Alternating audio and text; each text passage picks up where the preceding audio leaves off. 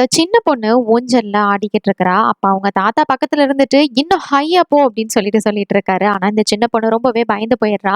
"சரி ஓகே பயந்தீன்னா இப்படிலாம் விளையாட முடியாது. அப்படின்னா அதுல இருந்து ஜம்ப் பண்ணு" அப்படின்றாரு. அதுவும் அந்த பொண்ணால முடியல.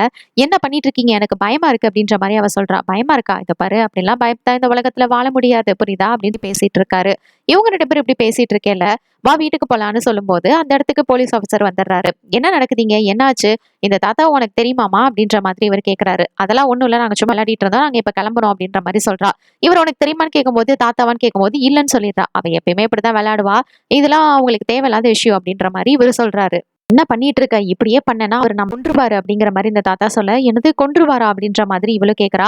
"இத பாருங்க கொஞ்சம் தள்ளி இருங்க அந்த பொண்ணுகிட்ட இருந்து. நீ இங்க வந்துருமா" அப்படின்ற மாரி அவரும் கூப்பிட ட்ரை பண்றாரு. "இவ என்னோட பேத்தி தான். ஒண்ணும் பிரச்சனை இல்ல. இது பாரு உன்னோட அம்மா பண்ணதே இவனுங்க தான். இவனுங்க நம்மள கொன்றுவானுங்க" அப்படின்ற மாதிரி அவர் மறுபடியும் சொல்ல, இந்த குழந்தை அத கேட்டுட்டு, "தயவு செஞ்சு இங்கேருந்து போங்க, போங்க, போங்க, போங்க" அப்படின்னு கத்த, ஒரு கட்டத்துல அவரோட மைண்ட் அந்த குழந்தை வந்து கண்ட்ரோல் பண்ணிருது. அதனால எதுவுமே பேசாம அங்கிருந்து கிளம்பி போயிடுறாரு.